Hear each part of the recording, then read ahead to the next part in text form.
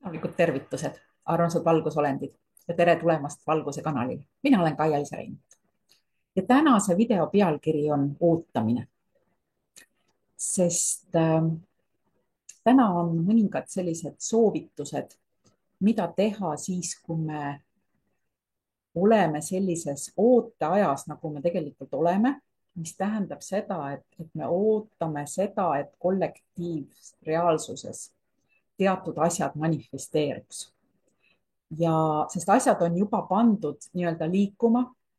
Meie ei pruugi seda igaüks oma nii-öelda reaalsuses näha, aga taustal on nad liikuma pandud ja selleks, et ta kollektiiv nagu reaalsuses manifesteeruks, selleks on mõningad soovitused, et kuidas sellel ooteajal siis navigeerida. Sest tõeline väljakutse tegelikult minu meelest seisnebki sageli just selles ooteperioodis, mis jääb sellest nii-öelda kavatsuse seadmisest ehk siis selle kavatsuse seadmise ja käega katsutavate tulemuste nägemise vahele. Eriti, mis puudutab grupiteadvust ehk siis kollektiivteadvust. Ja me oleme praegu selles olukorras, kus tõesti väga paljud ei näe kahjuks seda.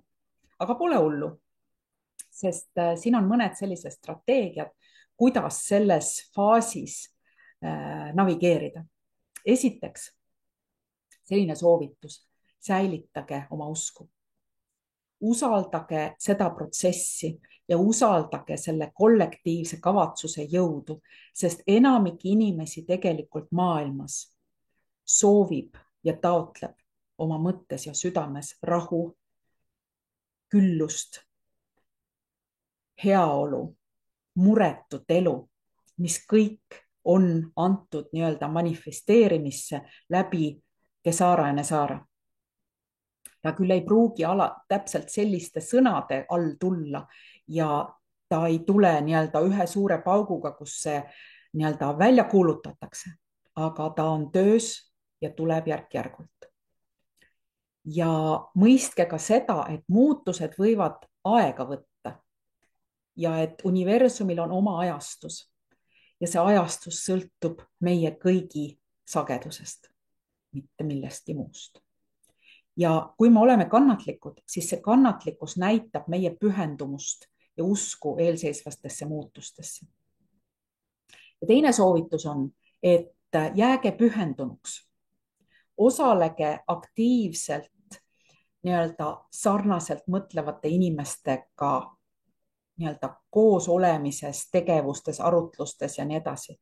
Osalemine selles protsessis koos teistega, kes jagavad sinu visiooni, võib tugevdada meie kõigi pühendumust ja hoida seda taset ja hoida oma sagedust, ehk siis viibi seal, kus on sarnaselt mõtlevad inimesed, kes ei loo hirmu, kes ei loo segadust, kes ei loo sellist lootusetuse tunnet, vaid loovad kõrget sagedust. Ole seal, viibi nende inimestega nii-öelda samas infoväljas, ükskõik kas füüsiliselt või siis läbi interneti. Kolmas soovitus, keskendu olevikule. Selle ühise eesmärgi nimel töötades on hästi oluline jääda meil igaühel praegusesse hetke. Ja sellega seoses tähistada selliseid väikeseid võite ja edusamme, ükskõik kui väikesed nad ka ei tunduks. Et me jääksime võimalikult palju olevikku ja sellisesse kõrgesse sagedusse selles olevikus. Ja samas neljandaks on väga oluline ja vajalik harjutada kannatlikkust ja vastupidavust. Ja on vaja mõista seda, et kõik need viivitused ja väljakutsed on osa sellest manifesteerimisprotsessist.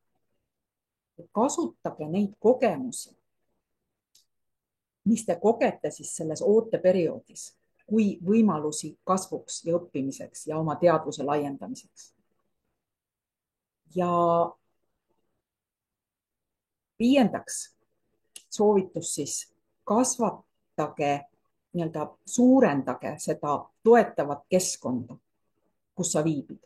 Ümbritse ennast positiivsete mõjutajatega, mitte negatiivsete mõjutajatega, kes tõmbavad su sagedust alla. Olgu selleks siis ükskõik millised kogukonnarühmad, ükskõik millised sotsiaalmeediakanalid, ükskõik millised kohalikud organisatsioonid, sest toetav keskkond võib tõsta sellist nii-öelda moraali ja tugevdada ühiseid eesmärke, eriti kui selleks on nii-öelda inimkonna heaolu ja täiesti teise maailma loomine. Ehk siis kokkuvõtteks siin. Selle positiivse ajajoone manifesteerimiseks mängivad olulist rolli nii individuaalsed kui ka grupiviisilised manifesteerumised, ehk siis sinu isiklikku elu, kuidas sa suudad luua oma isiklikku elu, määrab seda, mida kollektiivteadvuses suudetakse manifesteerida. Ja see mängib siis väga olulist rolli meie kollektiivse tegelikkuse ja nii-öelda reaalsuse loomisel ja kujundamisel. Eriti, mis puudutab inimkonna jõukust, küllust ja tervist. Kui meie kõigi individuaalsed jõupingutused keskenduvad isiklikule kasvule, siis grupi manifesteerimised kasutavad kollektiivset energiat laiemateks sotsiaalseteks muutusteks. Ja see kollektiivne energia sõltub iga üksikisiku energiast, üksikinimese, üksikolendi energiast. Ma ei tahtnud öelda isiku, sest isik on osa korporatiivsest nii-öelda sellest, mida Matrix on loonud.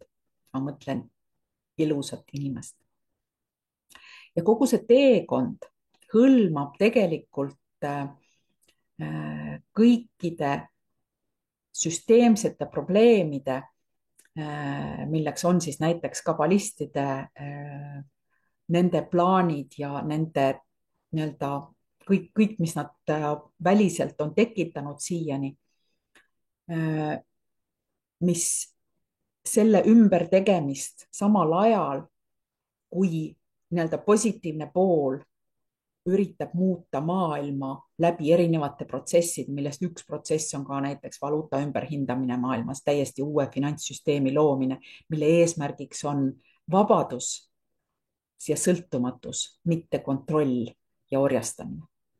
Sest see nii-öelda positiivne pool on see, mis viib inimkonna võrdsuse ja õigluse ja vabaduseni. Ja kõikide nende kollektiivsete tulemuste ootamise perioodil navigeerimine eeldab igalt ühelt meist kannatlikkust, pühendumist ja usku inimkonda ja inimkonna väesse. Ja sellepärast on soovitus, et me ühendaksime isiklikud kavatsused kollektiivsete inimkonna püüdlustega, selle inimeste südame püüdlusega. Ja niimoodi me saame aidata kaasa uue maailma loomisele, kus küllus ja tervis õitsevad kõigi jaoks, mitte ainult nii-öelda väheste jaoks, mis kokkuvõttes viib siis õiglasema ja läbipaistvama globaalse ühiskonnani. Meie kõigi jätkuv pühendumine sellele eesmärgile peegeldab lootust helgemale tulevikule. Nii et soovitan sul seda videot jagada, sest see tegelikult puudutab kõiki.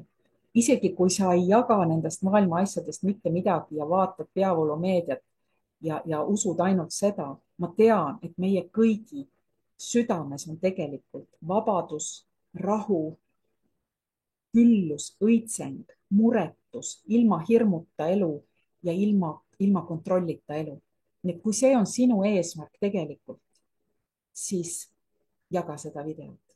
See on hästi oluline, et me kõik teaksime seda ja et me kõik järgiksime seda.